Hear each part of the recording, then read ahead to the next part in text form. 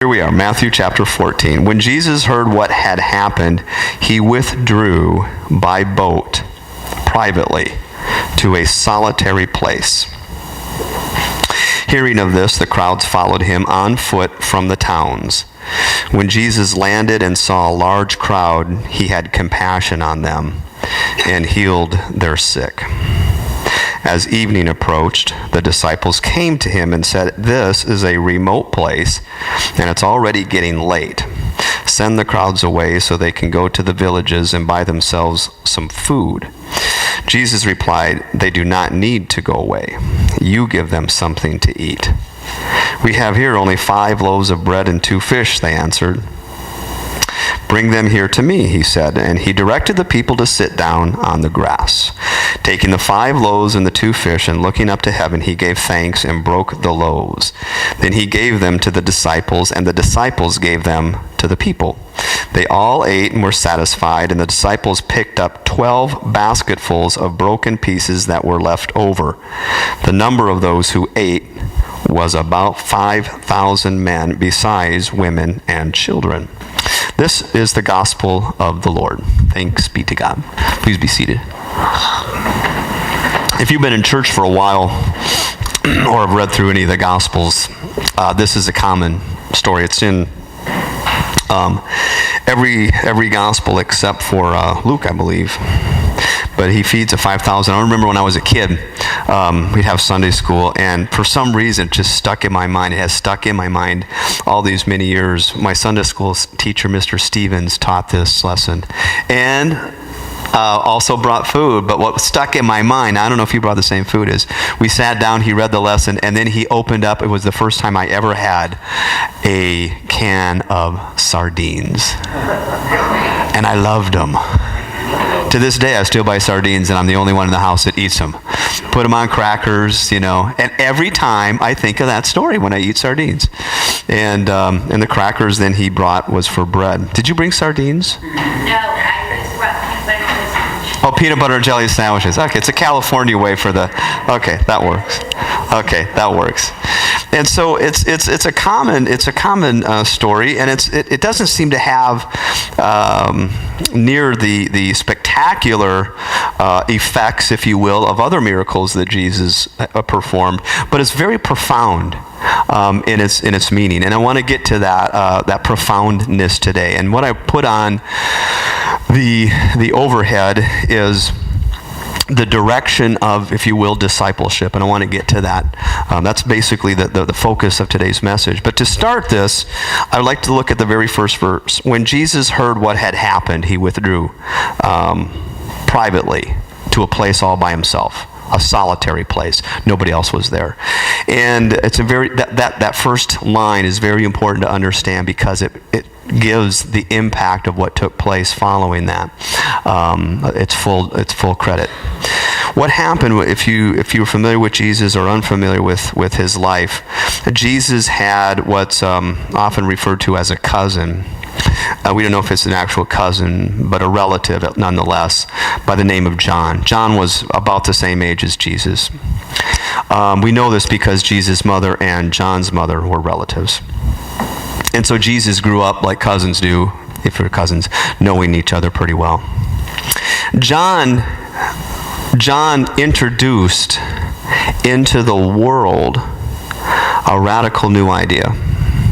And most of the time, we take for granted ideas that have changed the world, because once they have ingrained themselves in the world, we just assume they've always been there.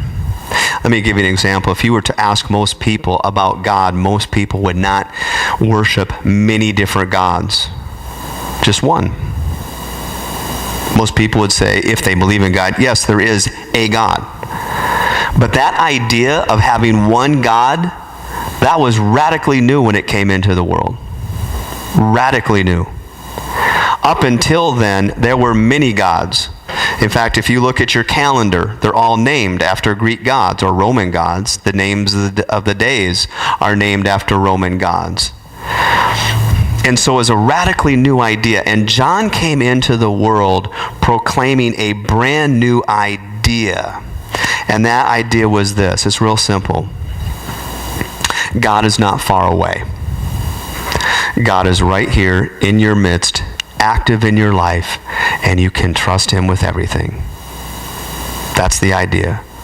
It's embodied in a phrase called the kingdom of heaven is here, or the kingdom of God is here. Either or, that's what it means.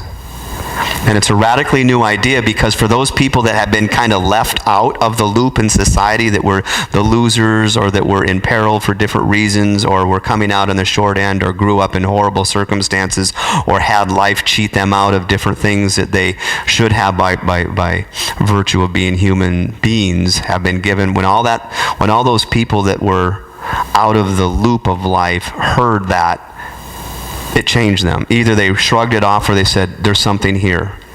And see, John was the first person that talked about this reality, that God is right here.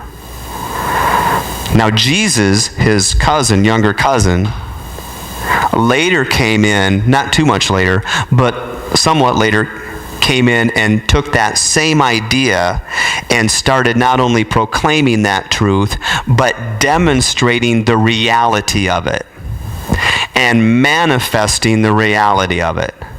See, ideas are only ideas until you put them into practice, and then they become real in this world. Let me give you an example of how this works. I used this example on Monday. Right now, we don't really have an adequate cure for cancer. But let me do a quick survey. How many of you are confident that in future years we will discover a cure? All of us. Who gave you that confidence? Think about it. You are living your life with a certain confidence, and it came from where? It came from past experience that there was truth out here that we only had to discover, right? So if we get sick and we don't know the truth, we are hoping that we can discover. It's not a question of, is there truth out here? We already have confidence that it's there. It's a matter of, can we discover it in time? Is this making sense? It's the same thing with spiritual truth. John came proclaiming that God is right here. Jesus came also teaching about it and manifesting that reality because he knew the truth. And he then said, this truth is so great, I'm going to teach you how to experience it. And because he took on the role of teacher, those who followed him initially were first called students or disciples. That's what the word means. That you're learning a discipline. That you're learning a truth and you set your life to learn this truth.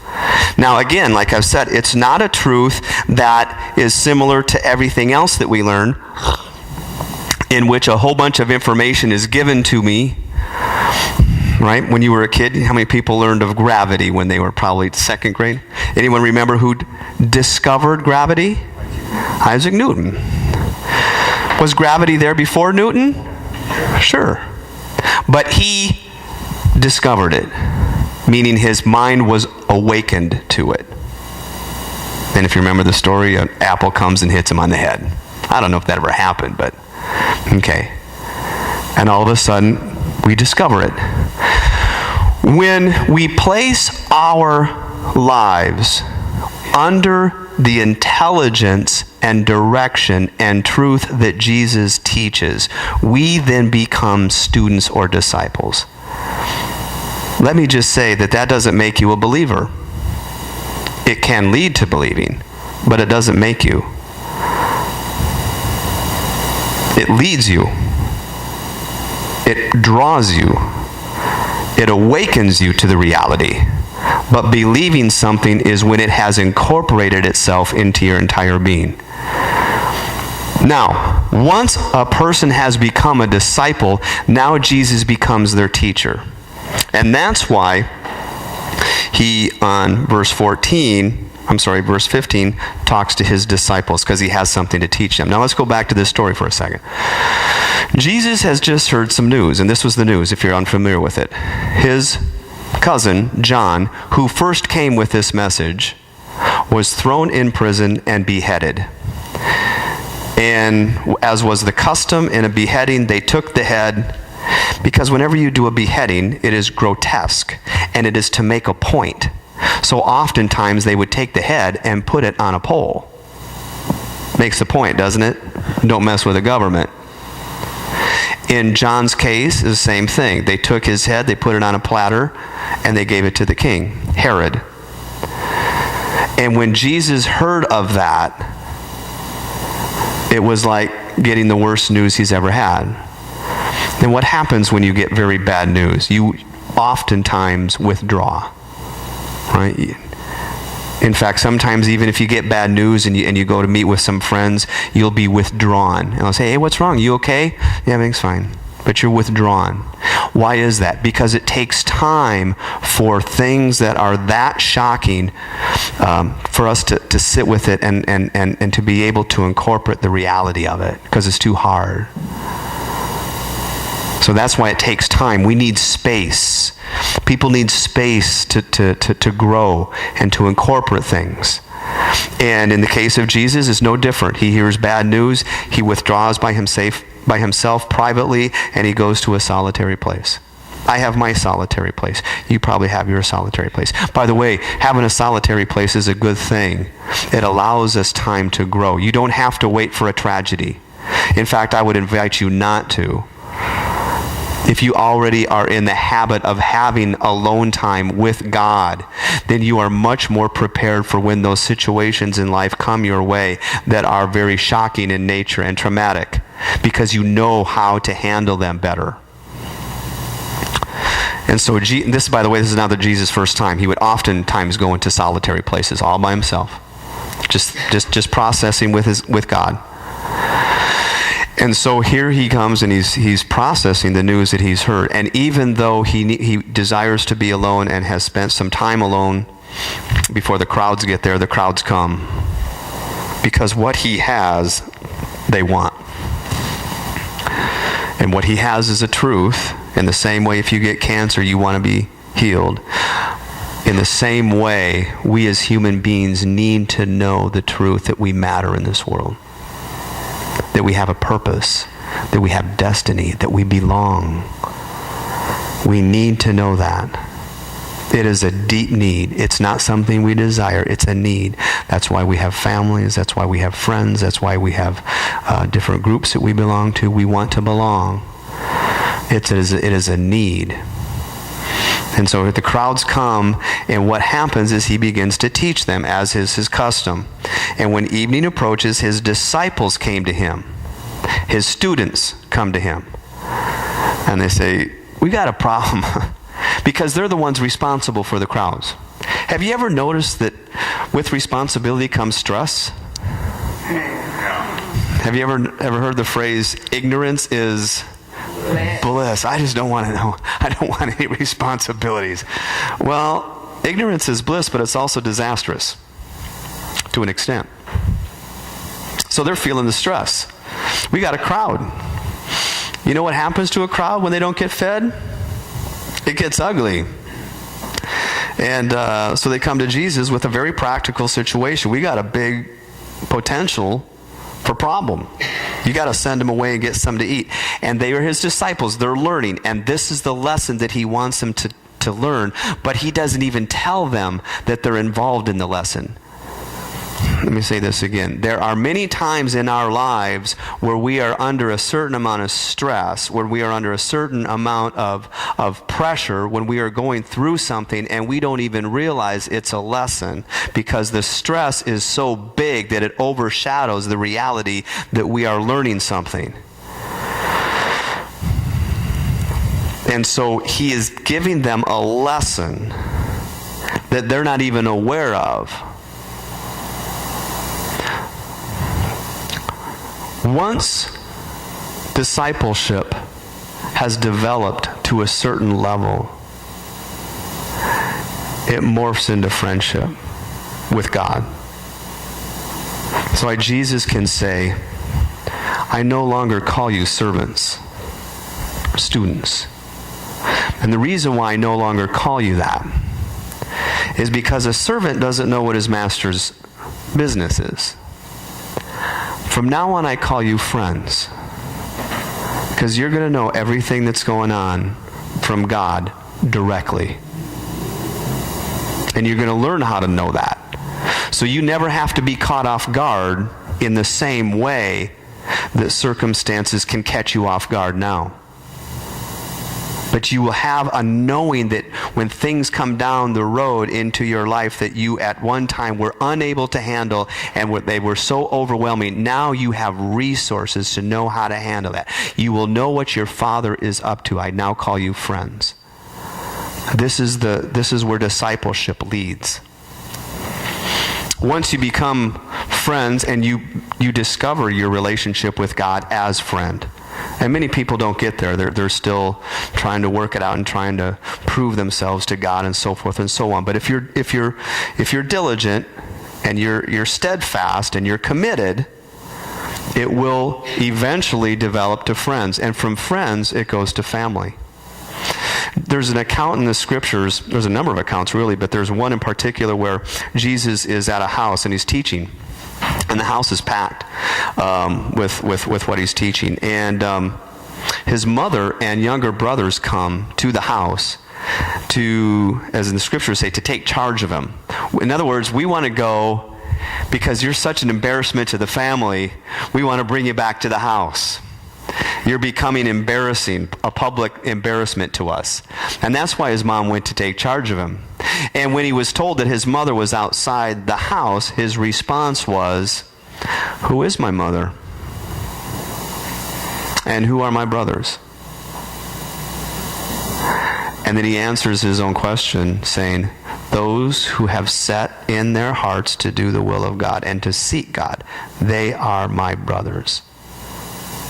Now, it's a pretty profound thing when the creator of the universe considers you family, which is why we're called children of God. From family, we become heirs, because that's what family does. And from heirs, we become ambassadors of this truth. This is the point of discipleship, the roadmap, if you will, of discipleship. It has very little to do with church membership. Church membership can be part of it, you bet. But as you can see, it's not in there. It's inherent. If you're a disciple, you'll become that. But those two are not necessarily the exact same thing. So, Jesus learns of John's death. He tries to get away, as what we all do.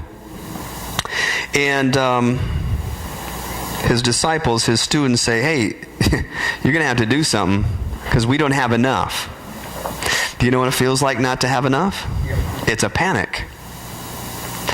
What it does is it brings you front and center to your limitations. Basically, it's front and center of the reality that I just can't. I can't. I'm unable. And nobody likes to feel that. We like to be empowered. We don't like to feel helpless. Nobody likes to feel helpless. Nobody likes to feel weak. Nobody likes to feel powerless. We prefer much rather to be in charge. To be in charge of my life. That's why I couldn't wait when I was 16 to get my driver's license. I'm in charge. So I thought. Okay? When you're in your teenage years, I think the greatest desire is to be in charge of your life. And in your 20s and 30s, you try to do everything you can to hold on to that illusion. And at some point in time, you realize it's an illusion. But the bottom line is that's what we like. And so when he comes and they ask him about this, this is the lesson. He says, no, they don't need to go away. You do it. So he puts more stress on them. It's not really stress, but he's teaching a lesson. We have here only 5 loaves of bread and 2 fish. In other words, this is all we have. We don't have enough. And he answered bring them here to me. He directs the people to sit down, and they pass it out. And unbeknownst to the entire crowd, nobody in that crowd outside of their students realized what was actually taking place. But those who were the students began to discover, this is so important, you discover spiritual truth. And they began to discover through their discipleship that God was actually right there in the midst, and they missed it the whole time. They tried to take matters into their own hands, which is not necessarily a bad thing, but they did not go to God first. And if God directs us into doing something, you bet it's going to be blessed. But our first response should be, what do you want to have happen, God? Because if I try to go out and do something on my own strength, I may be able to take 1 or 2 steps forward in that direction, but eventually I run into my limitations very quickly. But with God, and remember the message that I said, the message that changed the world is God is with us, God is among us, God is for us, and His grace is sufficient, meaning His strength on our behalf. His strength is sufficient to accomplish everything that we need and to do what we've been asked to do. And in our weakness, His strength is made perfect.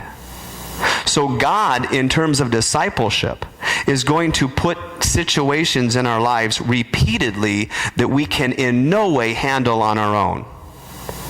And I've heard Christians, especially young Christians to the faith, to be, God, everything was going great, and I was giving my life to God, and I was reading my Bible, and then all of a sudden everything just fell apart. Congratulations. You're on to the next lesson. Well, I thought it was supposed to be... No, somebody told you wrong. If you read the Bible, Jesus says very clearly, in this world you will have problems, and they're not going away. The good news is that I've given you knowledge to overcome every single problem. But I'm not here to take them away. There will be a time in which there are no more problems, and you can read about that towards the end of Scripture. But for right now, as you're going through your life, the good news is that I am with you every step of the way. You can lean on the reality that God is with you, not against you, and that His goodness is so great that in the midst of your failures, your weaknesses, your regrets, your fears, and every other thing that you feel limited by, His grace is sufficient. That's the truth that He comes to tell. And He demonstrates it ultimately in this manner. I'm going to surrender my life, my reputation, my friends. I'm going to be humiliated, and I'm going to give up everything that is rightfully mine in complete trust that if I surrender it all to God, God will act on my behalf so that in the end I will lose nothing. And that's the cross. In the end, He gained everything. But if you just look at someone hanging on the cross, you think he's in bad shape, wouldn't you? Yeah. That guy's in bad shape. Man, God must not be for him. This looks horrible. This is the hiddenness of God. That behind all of the failures of humanity, all of the fears that we face, all of the insecurities, all of the unknowings, all of the regrets that we have, all of the limitations that we have, that God is greater than it all and is working through everything to make all things great. How many people are Lutherans? Because it's okay to say amen, you know what I'm trying to say? I know it's not written in a hymn book, but we can still say it. This is the good news. And see, this story of feeding the 5,000 was only meant for His disciples, so that in the future, when they become His ambassadors, they can go into every situation and go, yeah, I'm not worried about this. God's got it. This is how it works. And boom, and it continues right on in the same manner. That's why Jesus has the audacity to say to His disciples, you will do greater things than what I've been doing. That's very frustrating if your life is set up in such a way that you don't feel like you can do anything. And you read that. You wait on God. When's it going to happen to me? Well, it does happen, actually. I was this last week had a very interesting happening to me. Some of you may or may not know. I don't really share it all that much.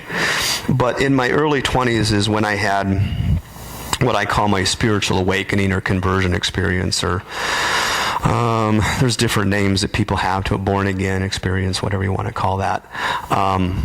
And really what it was is, even though I grew up in church and I heard of God and I did have a belief in God, I was not ready in my faith to handle all the evil in the world.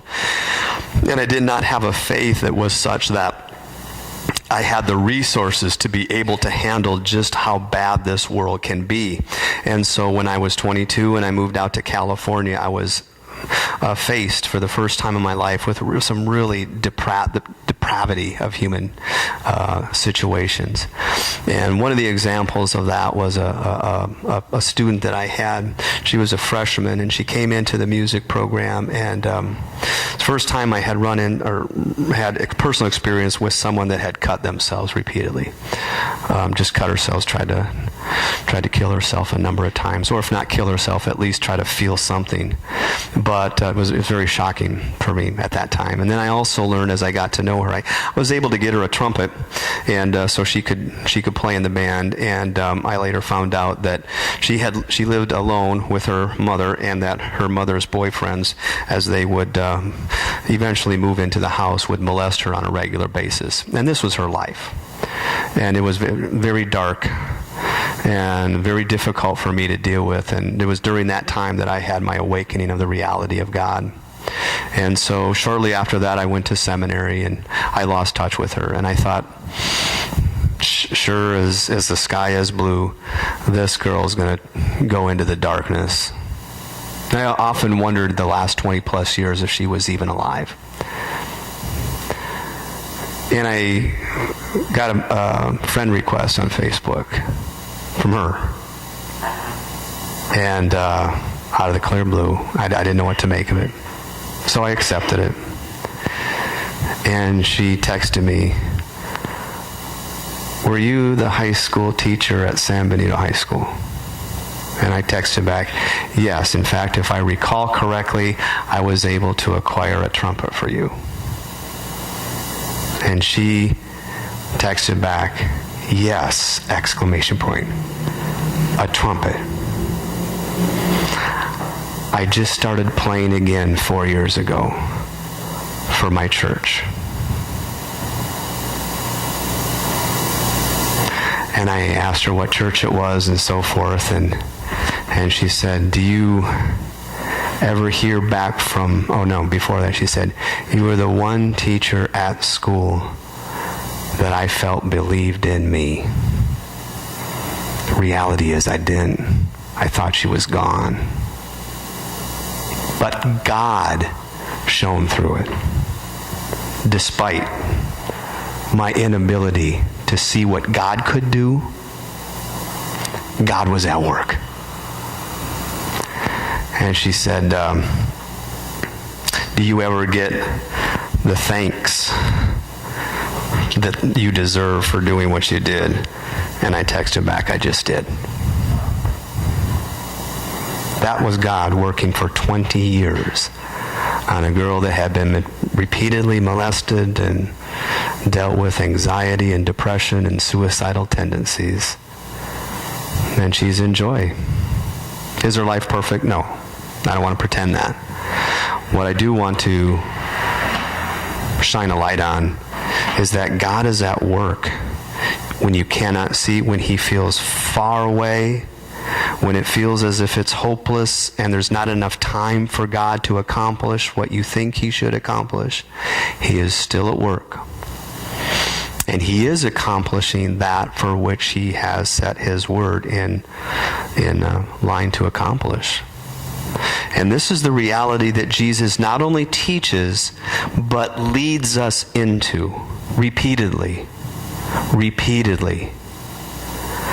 You can trust in God. He's got your back. There's nothing that's going to come your way that together with God you cannot deal with, handle, and triumph over. And in the end, you will be able to see. You might not be able to see it now, but in the end, you will be able to see that that which was meant for evil against you, God used for good. And once the good shines, the pain is forgotten. Have you ever noticed when you've been brought through something, you forget all about it? Till the next time something bad happens. But that's the nature of things.